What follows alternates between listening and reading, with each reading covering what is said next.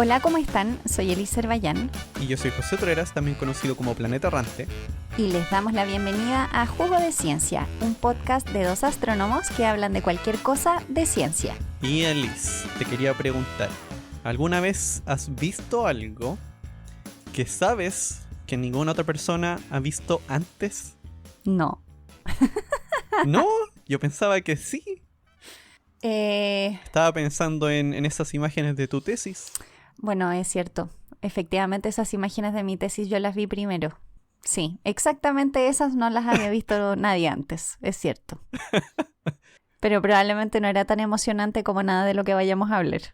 Sí, pero igual cuenta que eran. Mis imágenes de tesis de las que habla José, yo en mi tesis estudiaba una región de formación estelar. Eso es como una maternidad estelar, zonas donde nacen estrellitas y uno observa semillas de estrellas. Y en mis datos lo que se veía era una región con varias semillas. Habían como aproximadamente 9 semillas y habían al centro semillas grandes de posibles futuras grandes estrellas. Y hacia afuera habían semillas más chiquititas. El problema es que nunca sabremos cuáles de esas semillas se van a convertir en estrellas, porque tendríamos que vivir cientos de miles de años para poder ver eso. Chuta. ¿Tanto se demoran? Claro, tiempos astronómicos. Y eso que se supone que estas son rápidas. ¿Cómo serán las que son lentas? ¿Cierto? Sí. Pero no Esa entiendo misma estaba pensando. ¿Qué qué pasa? conexión tiene esto con lo que vamos a hablar. Tiene una conexión igual, es que vamos a hablar de dos personas que igual fueron las primeras en ver una cosa. Fueron como descubridoras de algo. Claro, fueron descubridoras de algo. Y te preguntaba a ti porque a mí eso no me pasó. Yo sabía que a ti te había pasado y por eso hice la pregunta sabiendo la respuesta. O sea, pero el José fue el primero en ver sus simulaciones. Pero eso no vale. Es como decir, fue el primero en ver mi dibujo. No cuenta. Y de lo que vamos a hablar específicamente es de dos astrónomas. Dos astrónomas que cuando uno estudia astronomía son algo famosas, pero no mucho, en realidad. La verdad es que cuando uno estudia astronomía generalmente no te hablan de ellas. No, no, cierto que no. No. Uno empieza, como si uno busca astrónomas que hayan hecho grandes descubrimientos, al tiro salen.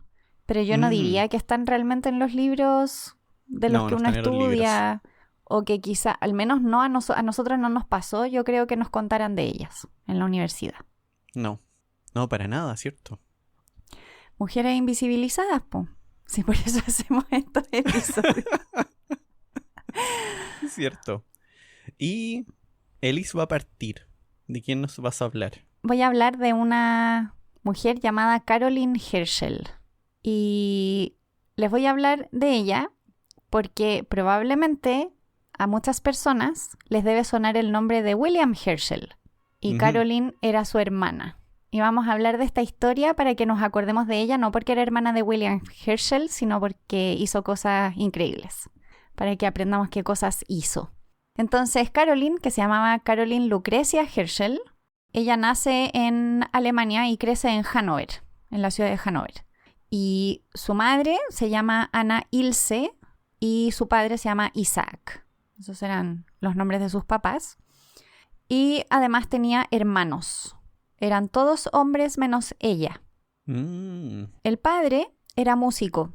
Y era un músico que educó a sus hijos en varias materias. En música, en matemáticas, astronomía, filosofía. Le gustaban como distintas cosas y quería que sus hijos aprendieran. El problema es que Caroline era mujer. Y como era mujer... ¿Pero le enseñaba ella también o no? Depende de a quién le preguntemos. O sea, al final le enseña. Pero a mí no me queda claro si le enseñó desde el principio o no. Yo sé que su madre no quería que aprendiera estas cosas. Quería que fuera una buena ama de casa. Pero en algún momento Caroline se enferma. Y se enferma durante un periodo largo de tiempo. Tiene tifus y está en cama durante mucho tiempo y su padre le empieza a enseñar. Entonces el tifus de alguna manera le jugó a favor a Caroline, porque le permitió tener acceso a este conocimiento. Lamentablemente, su padre muere cuando ella tenía 12 años, más o menos, y su madre toma en mano la educación de Caroline. Y ahí ella deja de tener acceso a este tipo de cosas. Chuta. Sí. Pero ella tiene la suerte, dentro de todo, de que su hermano es William Herschel. William tiene la oportunidad de irse a Inglaterra y cuando se va a Inglaterra pide que Caroline vaya a ayudarlo, a ser su ama de llaves. Ah. Y eso le permite a ella irse a Inglaterra e irse de casa, a ayudar a su hermano simplemente. Y su hermano se va a Inglaterra a ser músico, en realidad. Y ella también sabía de música y empieza ella también a cantar como soprano en eventos. ¡Wow! Y empieza a conocer gente. Sí, y parece que era una soprano bien conocida en la época, en eventos privados. Pero ella la música en realidad, sí. No le movía mucho. No, cantaba bien, pero no era lo que a ella la movía. Y a su hermano parece que tampoco, porque su hermano se empezó a tentar por la astronomía y rápidamente se empieza a dedicar a eso. Y su hermana empieza a ayudarlo. Así que en realidad ella como que sigue un poco los pasos de las puertas que va abriendo su hermano, en realidad. Y se va encontrando con estas cosas. Yo sé que hay unas memorias de Caroline Herschel y yo no las he leído, pero después de aprender un poco más de ella me las quiero leer porque tengo hartas dudas sobre si realmente estas eran las cosas que a ella le gustaban o si sencillamente se encontró con ellas, porque fue lo que la vida le puso delante. Porque... Por igual las cosas que a uno le gustan son... Sí, pero podría sencillamente quizá... O sea, bueno, claro, es que tenía la opción entre ser ama de llaves de su hermano y cuidarlo. Tenía la opción de hacer solo eso, o hacer eso y astronomía, o hacer eso y música. Pero, no sé, nunca se tentó con otra cosa, porque deben haber conocido gente súper interesante por el mismo acceso que tenían. Pero bueno, sea como sea, Caroline Herschel se encuentra con la astronomía en su vida. Su hermano se hace muy famoso rápidamente porque, entre otras cosas, descubre el planeta Urano. Entonces eso lo hace finalmente un astrónomo reconocido. Y ella se vuelca total y absolutamente en las labores de su hermano y se ponen a construir telescopios en la casa. Y ella dice que todas las habitaciones de la casa en la que vivían se convirtieron en talleres. Y en esos talleres pulían espejos, construían los telescopios que necesitaban para las observaciones que querían hacer. Así que además, digamos, de ser como astrónomos observacionales, también construían sus propios instrumentos en casa. Y de hecho, construyeron los telescopios más grandes de la época en aquel momento. Así que eran como bien motivados igual. Así que ella... O sea, son varias cosas. Músicos, astrónomos y además construyen cosas. Sí, deben haber sido personas bien particulares, la verdad. Sí. Hay que tener harta energía igual. Creo. Y hartas habilidades también, yo creo. Y bueno, ella hacía un poco de todo. Se encargaba de la casa, también se encargaba de pulir espejos, ayudaba a su hermano a anotar observaciones que él hacía, hacer cálculos también. Y durante mucho tiempo ellos identificaron muchísimas nebulosas. Hicieron un catálogo de 2.500 nebulosas, cúmulos de estrellas. 2.500. Sí, imagínate. Deben haber observado todo el tiempo. Debe haber sido como, digamos, una industria constante en casa. Y hicieron un catálogo que se llamaba el Nuevo Catálogo General. Y ahí tenían como sus objetos listados. Pero a veces William viajaba. Y entonces cuando ella viajaba tenía la oportunidad de ella hacer sus propias observaciones. Y para el año 1783 ella ya había encontrado ella sola nebulosas. O sea, en el fondo ella seguía con sus observaciones y seguía rellenando estos catálogos que ellos tenían. Incluso en el año 1787 ella publica en una revista científica de la Sociedad Real de Astronomía, que era algo súper extraño y de hecho ella fue la primera mujer en publicar para la Sociedad Real, para la Royal Society de Astronomía. Así que dentro de todo, ella era reconocida en su medio. Si no, no la hubiesen dejado Era reconocida publicar. como astrónoma. Claro, era reconocida como astrónoma. Más adelante sigue con sus observaciones y había una persona, un astrónomo, que se llamaba John Flamsteed, que había hecho un catálogo con 560 estrellas fijas, o sea, estrellas lejanas, digamos, que no se mueven en el cielo. Y ella, con todas sus observaciones, no decide observar y enriquece este catálogo con una cantidad de estrellas. ¿Cuántas? 3.000 estrellas.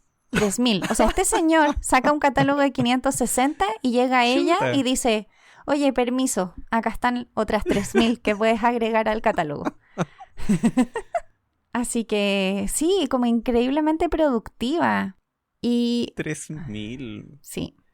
Y en el año 1786 encuentra su primer cometa, el cometa Herschel, o que se llama C1786. ¿Por qué digo el primero? Porque ella en total, a ella se le ¿cómo se llama? ¿Atribuye? Se le atribuyen 8 cometas en su vida. Y este fue el primero de ellos. Así que eso también es un antes y un después. En el fondo, hasta cierto momento estaba agregando como objetos a catálogos muy grandes, pero llega un momento donde ella empieza a encontrar estos nuevos cometas. ¿Y esos te hacen famoso, o no? Claro, o sea, sí, pero aquí hay historias truculentas, porque claro, el hermano, uno podría decir, bueno, gracias a William Herschel, ella pudo dedicarse a la astronomía, le abrió las puertas, y eso era lo que yo había leído hasta ahora. Pero encontré una historia que aparentemente aparece en el libro de sus memorias, de Caroline Herschel. Ella cuenta que cuando ella descubre su primer cometa, le escribe al secretario de la Royal Society, que se llamaba Charles Blackden o algo así, informándole de que había descubierto este cometa y que en el fondo ella le escribía porque sabía que era amigo de su hermano. Y su hermano estaba de viaje. Y su hermano al otro día escribe a la misma persona haciendo como pies de página sobre el descubrimiento de su hermana. Como diciendo que él también en esa misma región del cielo había visto algo raro. Pero que eso no le quitaba a ella como el mérito de haberlo descubierto. Igual... Y de hecho, finalmente aparece como publicado, como con las notas de William, los comentarios, que honestamente, para que estamos con cosas, estaban total y absolutamente, eran innecesarias. O sea, ella ya había descubierto el cometa, de lo mismo lo que hayas visto, mala suerte nomás.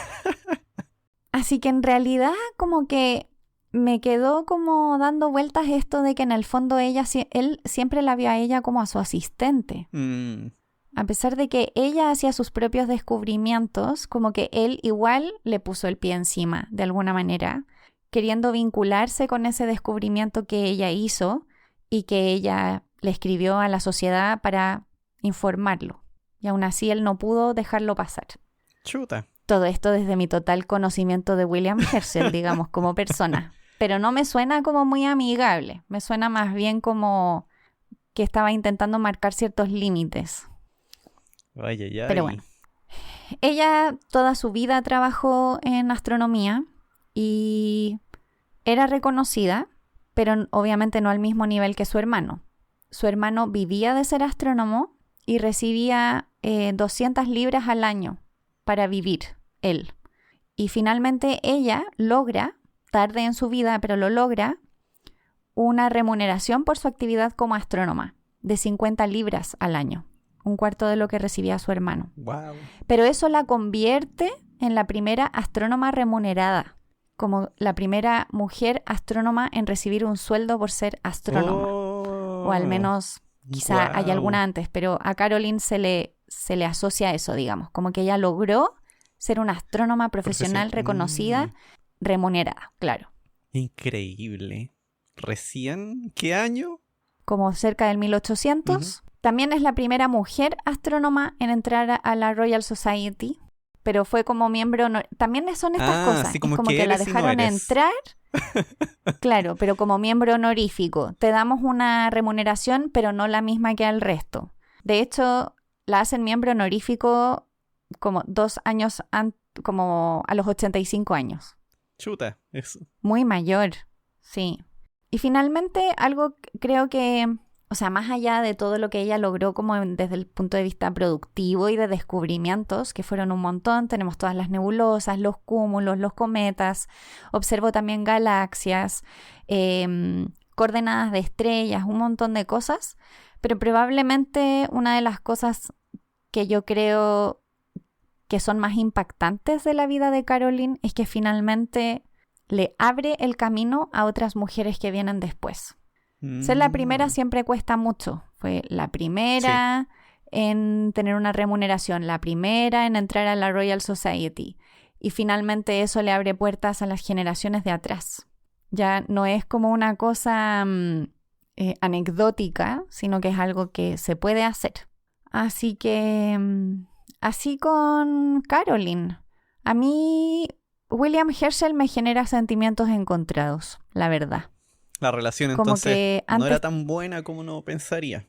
Bueno, es que a lo mejor no tenían una mala relación. Yo no sé si ella realmente lo ve de la misma forma, lo veía de la misma forma que nosotros lo podemos ver ahora. A lo mejor ella sí se sentía apoyada por su hermano. El tema es el límite de la sociedad, el límite de lo que se esperaba de ella, el límite de del rol que ella podía jugar. Probablemente para su hermano era normal. Y quizá incluso para su hermano era normal como que si su hermana mandaba algo, como él decir algo como casi avalándola de alguna manera. Así que no sé, hay que leerse las memorias de Caroline Herschel para tener como quizá más información sobre lo que ella realmente percibía de esas situaciones. Pero claro, pensemos que estamos hablando del año 1800. Caroline muere en el 1848. Entonces, es claramente otra época. Y así con Caroline. Y si la buscan, típico que sale la misma foto siempre. Sale como ella, o sea, es como un grabado que sale ella como con un gorrito, así como con un encajito en el borde. No sé, como un gorrito de tela de algodón. Sí, es el gorrito, ¿cierto? Sí, y como mayor. Sale como siempre en ese grabado que es mayor. Claro, seguramente es cuando era famosa. Sí, y leí por ahí, y no sé si será verdad, pero leí por ahí que era muy chiquitita, que no medía más de 1,30 m. Muy chiquitita de altura. Lo bueno ahora, eso sí, es que parece que hay varios libros que cuentan la historia de Caroline Herschel. Sí, hay que investigar más. Y ahí, si es que les interesa, pueden buscar más información para conocer más de ella. Tarea para la casa. Sí, tarea para la casa. Este es buen momento para irnos a una pausa y volver con otra historia de otra astrónoma. Pausa.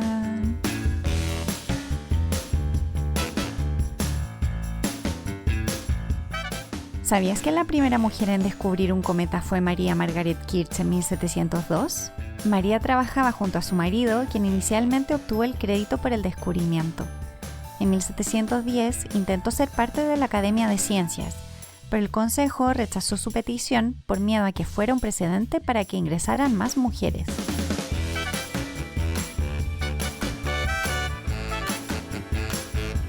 Y ya volvemos con la segunda historia del episodio de hoy. José, ¿de quién nos vas a hablar? Bueno, con tu historia estuvimos en Alemania, después en Inglaterra, ahora vamos a Estados Unidos para contar la historia de María Mitchell. Otra gran astrónoma.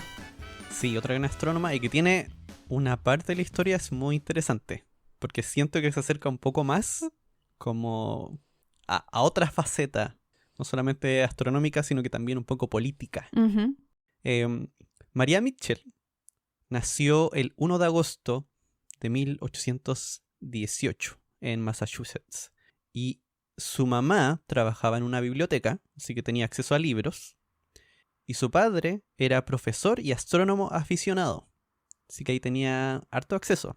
Sí. Y lo otro que era bastante bueno era que su familia pertenecía a una religión protestante en la cual se valoraba mucho la educación de todos, incluyendo las mujeres. Qué bueno. Sí. También vivían en un lugar costero, donde los hombres solían irse por varios meses. Así que se esperaba que las mujeres pudieran ser un poco independientes en ese lugar. Así que estaba en una comunidad bastante buena en ese aspecto. Y asistía a su papá a las observaciones astronómicas. Por ejemplo, a mí me parece increíble, porque cuando tenía 12 años, junto con su papá, calcularon el momento exacto de un eclipse solar. A los 12 años. Yo no tengo idea ni siquiera cómo hacerlo ahora. Yo tampoco. Y a mano aún menos. Menos.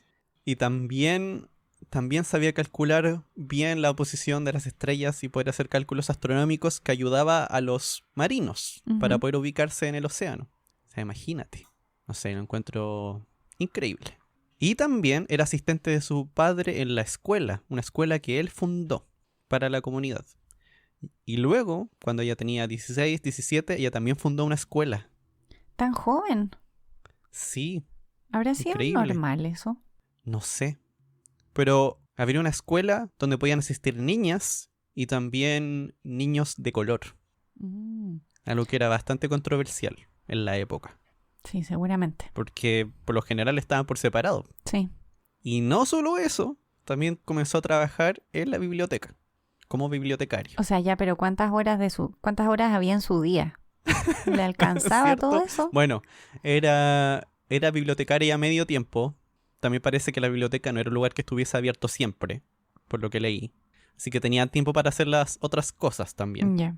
Y además de eso, seguía ayudando a su papá con las observaciones astronómicas. Sí, pero tenía mucha energía, mucha energía.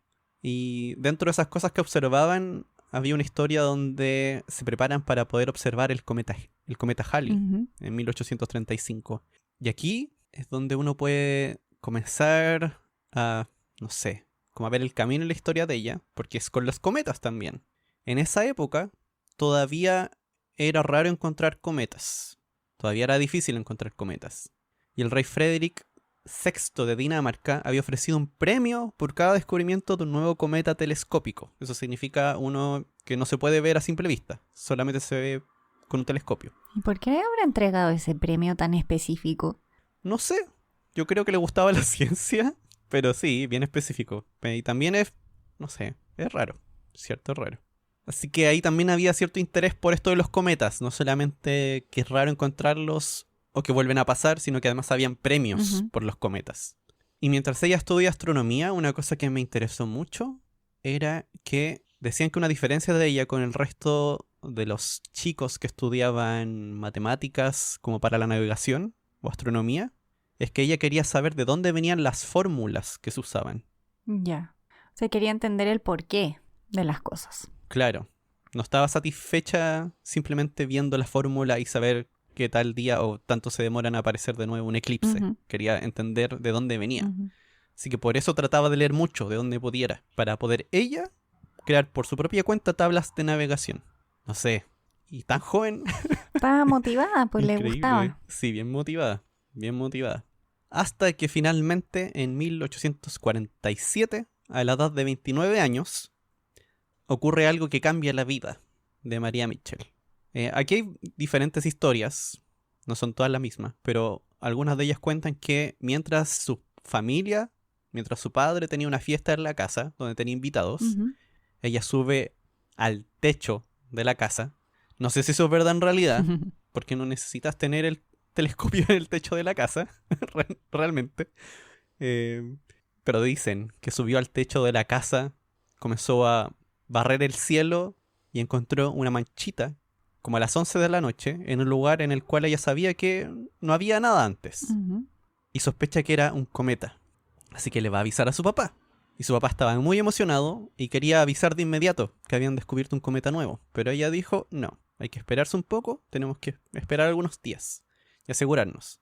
Y ya al tercer día están seguros de que es un cometa y ella además calcula la trayectoria del cometa. Wow.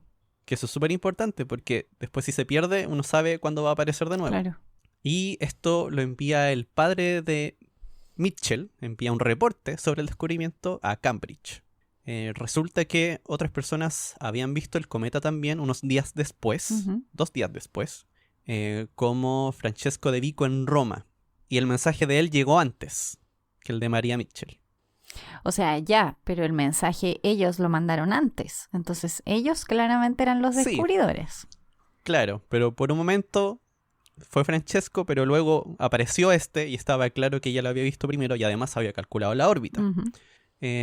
Y Francesco de Vico y otras personas más dijeron, ella fue la que lo descubrió.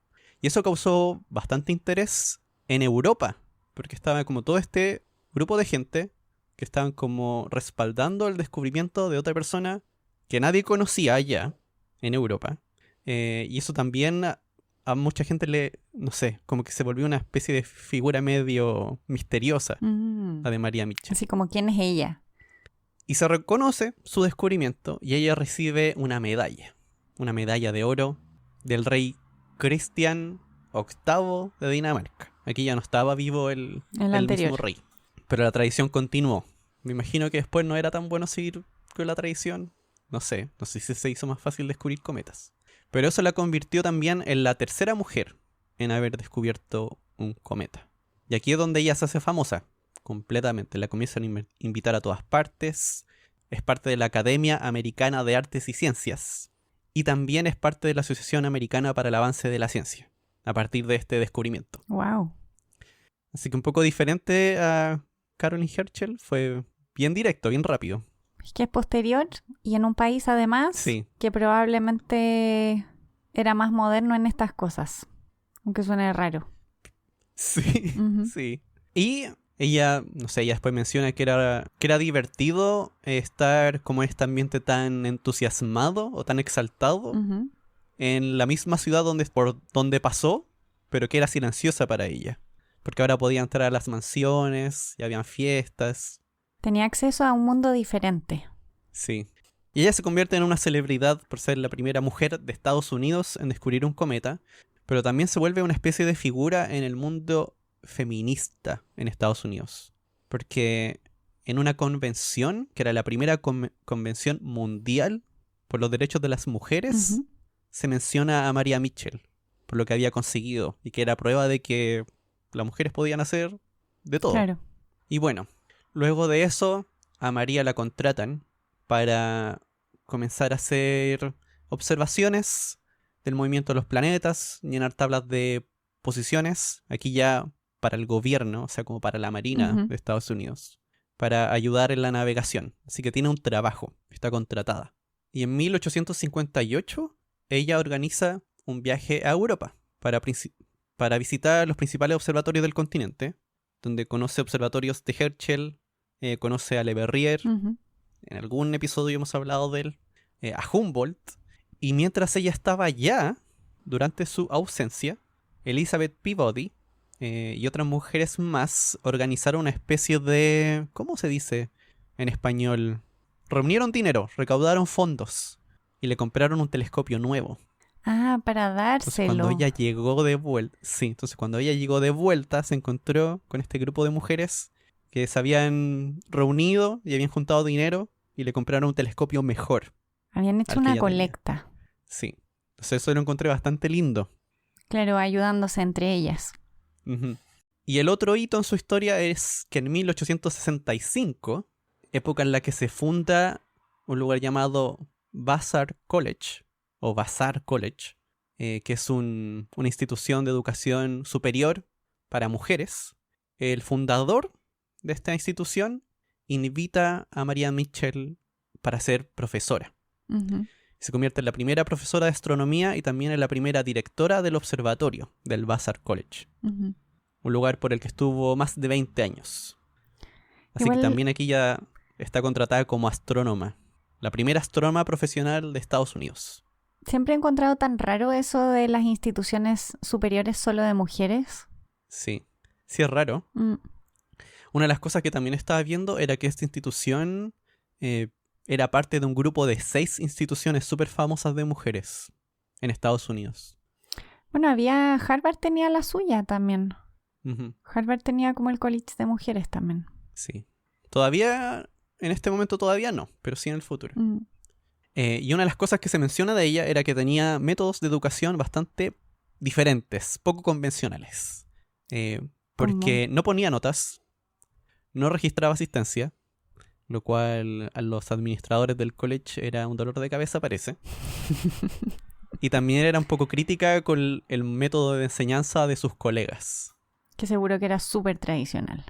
Claro, que era mucho de pizarra y de decir cosas y que el resto anotara. Uh-huh. Lo que a ella le gustaba era que sus propias estudiantes trataran de llegar a sus propias conclusiones. Entonces lo que hacía era que fuesen a observar. Las llevaba a observar, hacían viajes.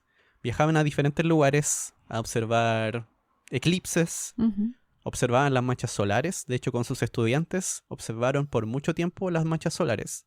Y con ello podían medir la velocidad con la que el Sol gira. Y también viajaron varias veces por Estados Unidos para registrar eclipses solares, porque para eso hay que viajar harto. Sí. No siempre pasan por el mismo lugar. Y el observatorio estaba siempre abierto, si es que querían ir a observar algo. Y algunas de las cosas que ella decía, si uno busca a Maria Mitchell, uno se va a encontrar varias citas, cosas que ella dijo. Y una de ellas era: no puedo esperar a ser astrónomas, pero espero que vigoricen sus mentes mediante el esfuerzo por adoptar formas sanas de pensar. Y eso lo decía porque sabía bien que igual era difícil en la época que llegaran a ser astrónomas. O sea, probablemente era difícil que ejercieran de cualquier cosa. Sí. Porque en general iban a los college, pero luego no ejercían. Igual eran madres de familia y se dedicaban a sus hogares. Eran pocas las mujeres que seguían como una carrera profesional. Sí. Sí, es bastante difícil. Porque además las mujeres que iban a esos college eran en general mujeres de familias de familias adineradas. pudientes. Sí. Claro. Entonces, claro, ok, que estudian, pero hasta cierto punto nomás. Sí, hasta cierto punto solamente. Pero una de las cosas también interesantes es que es una institución que recibió muchas mujeres. Uh-huh. Recibió muchas mujeres que llegaron a estudiar astronomía y se cree que es principalmente por ella. Claro. Y aquí hay una parte que es muy importante en la historia de Maria Mitchell, porque no todo fue bonito. Hay una parte que fue de pelea. ¿Con quién peleó? Mira, ¿O con quiénes? Partamos de nuevo con su contrato en el college. Ya. Ella aceptó un salario anual de $800, que igual incluía la renta del lugar donde se alojaba, combustible y luz. Eso no lo tenía que pagar. Uh-huh. Ya. Y le pagaban $800 a cambio de hacer clases y de realizar investigación en el observatorio. 5 años después, eso sí, se entera que sus colegas reciben $2,500. Como 3 veces más. Un poquito más de 3 veces. Ya, pero espera, ¿las mismas colegas mujeres? No. Ah, los hombres que hacían clase en el college. Sí, claro. porque solamente estaba ella y otra profesora de medicina, Alida Avery. Y las dos tenían ese sueldo de $800. Y los hombres tenían el sueldo de $2,500. Pero José, es que los hombres seguramente estaban manteniendo a sus familias, pues y ellas no, estaban solas, porque las mujeres profesionales son unas solteronas. Ay, ay. Te apuesto que pensaban eso. No, espérate. Te juro Aquí, espera. A ver. Ya, porque tratan de armar un caso, presentan el caso y demandan el mismo sueldo. Entonces, demandan esto en una carta que mandan al comité del college en 1870. Y ellos respondieron que ambas recibían privilegios de damas en forma de la habitación amoblada y del servicio que en este caso era la luz y el gas, la calefacción. Y les mencionan que los profesores hombres tienen que pagar renta de $400. O sea, igual estaríamos hablando de $800 versus 2,100. Aún hay una gran diferencia. Sí. Y ya, y le pones el agua y el gas y todo eso y ya, son 1,000, son como 1,500. 1,300 de diferencia todavía. 2,500, claro. Y al final ellas responden, dicen, bueno, paguemos lo que queremos, que los salarios sean iguales. Nosotros no tenemos problemas con pagar. El comité aceptó. Pero lo que hicieron fue que les subieron el arriendo. Tenían que pagar más que los hombres por el arriendo, el doble. ¿Y la razón para eso era? No sé, muy raro. Sí, es muy raro. Ella después pregunta, ella quiere saber cuáles eran los ítems por los cuales le estaban cobrando, porque al parecer les estaban cobrando por muebles, o ella pensaba que podía ser por eso, pero les escribe que una vez ella les pidió muebles y no le dieron ninguno, y que después le dieron un solo mueble que costaba $15, una vez. Y que todos los otros muebles que ella tenía los había comprado ella, así que no entiende muy bien qué es lo que le están cobrando. Y solo le dijeron, no te quejes, ahora tienes un sueldo con el que puedes pagar la renta. Y qué robo. El momento en el cual ceden un poco es cuando amenazan de que van a renunciar. Anuncian que van a renunciar. Escriben una carta de renuncia al college. Y el comité ahí quedó en shock. Era como, chuta, no esperaban que iban a hacer eso. Se van a ir. Y es María Mitchell, no es cualquier persona. Claro. Y les bajaron la renta. No el total que uno esperaría que bajen.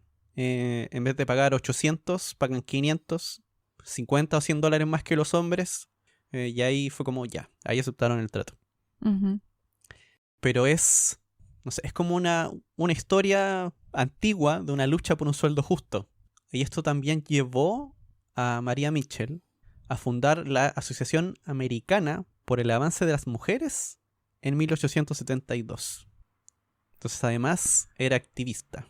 O sea, porque las mujeres tuvieran acceso a educación y porque pudieran desarrollarse en el trabajo que quisieran. Claro.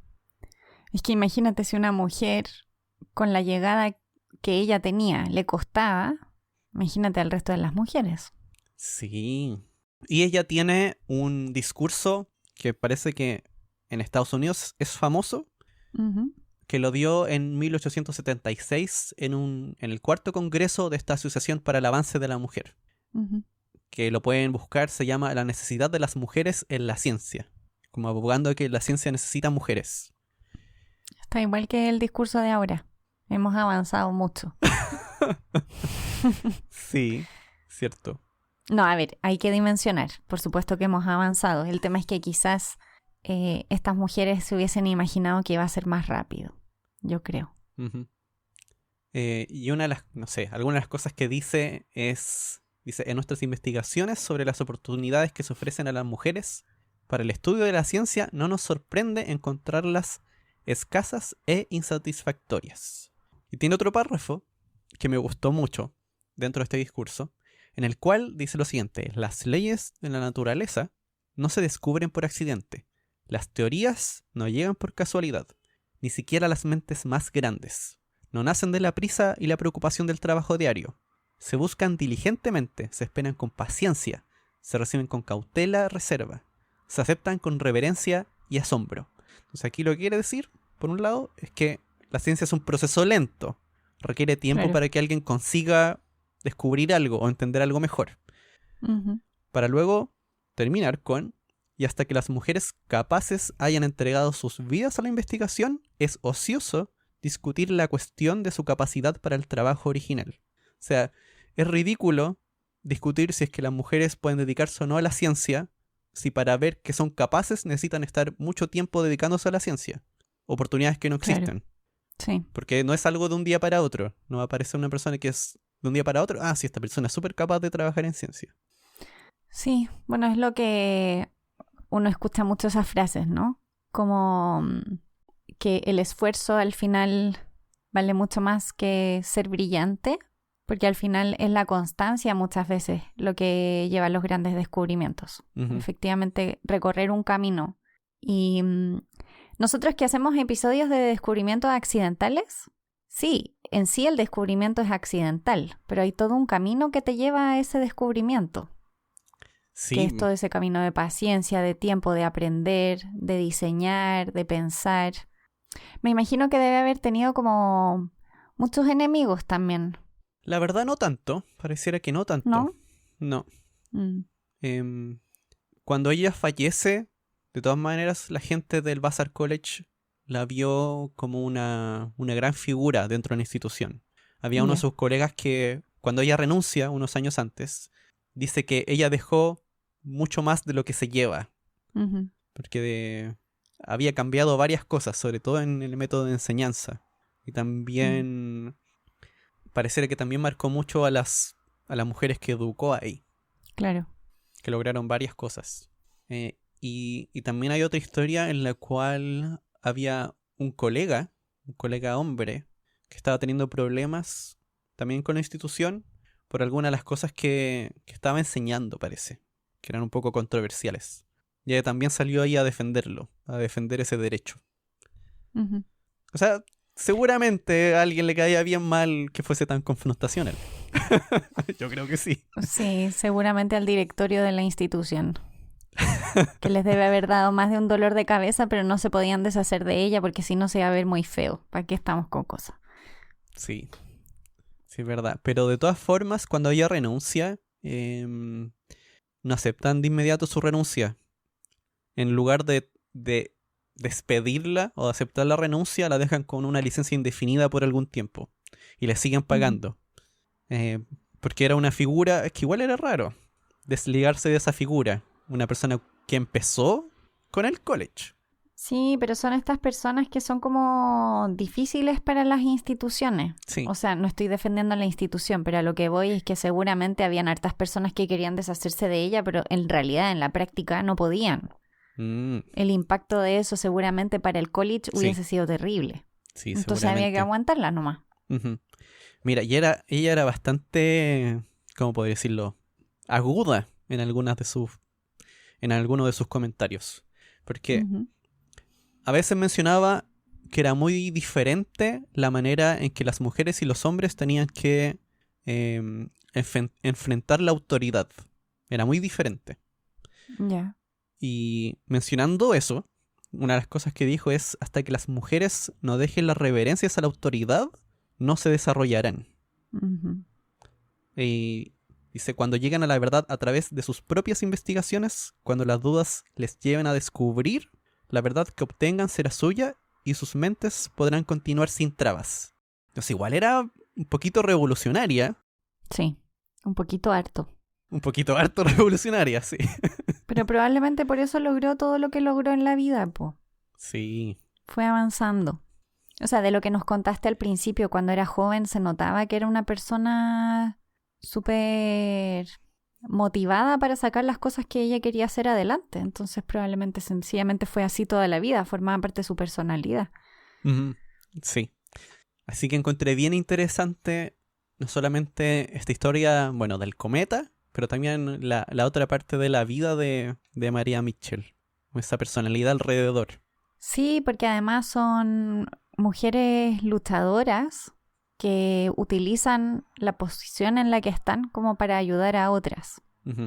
No todas las personas tienen esa capacidad. Y qué bueno que esta persona que él tenía esa capacidad y esa motivación lo hizo. Seguro que ayudó a muchas mujeres. Sí. Y debe haber sido una gran profesora. Tener una profesora así, con esa motivación. Sí. Uno encuentra por internet algunas de las declaraciones de sus alumnas diciendo que era increíble poder haber estado en contacto con una mujer como ella. También había leído por ahí que había una estudiante que decía que no solamente eran estudiantes o que no solamente estaban estudiando astronomía, sino que estaban estudiando juntas. Eran como una comunidad. Muy buena tu historia, José, me gustó. Habían muchas cosas que no conocía de ella. Sí, yo tampoco. También me gustó leer de ella. Y hay muchas otras cosas más, pero ahí las pueden encontrar ustedes. Hay algunos libros sobre Maria Mitchell, por supuesto, van a estar todos en inglés.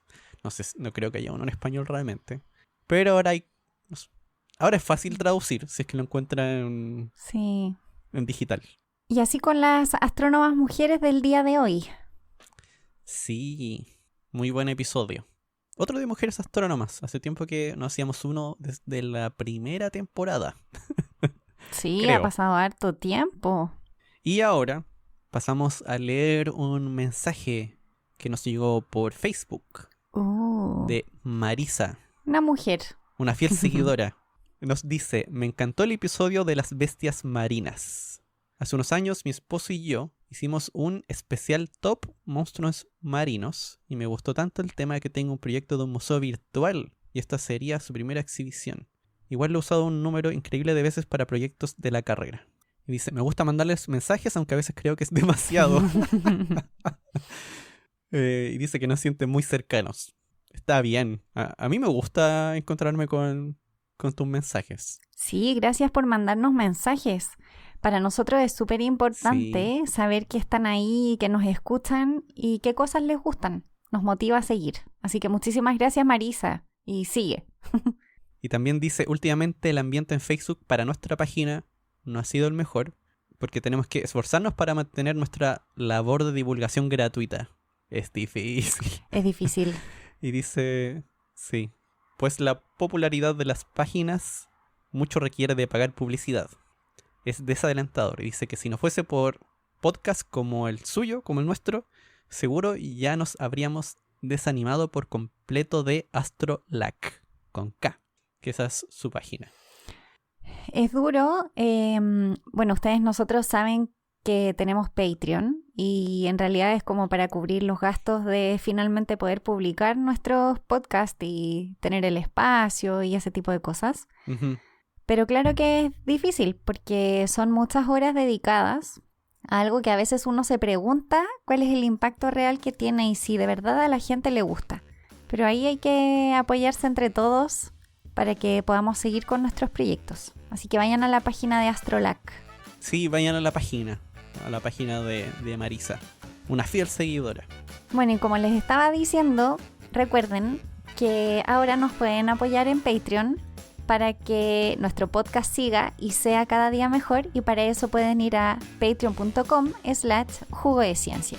Y recuerden que si quieren ponerse en contacto con nosotros para mandarnos mensajes o para preguntarnos cosas, pueden seguirnos en redes sociales. Somos Jugo de Ciencia en Twitter, Instagram y Facebook, o nos pueden escribir a jugodeciencia@gmail.com. Esperamos que este capítulo les haya gustado mucho y nos vemos en el próximo. Chao, chao. ¡Chao!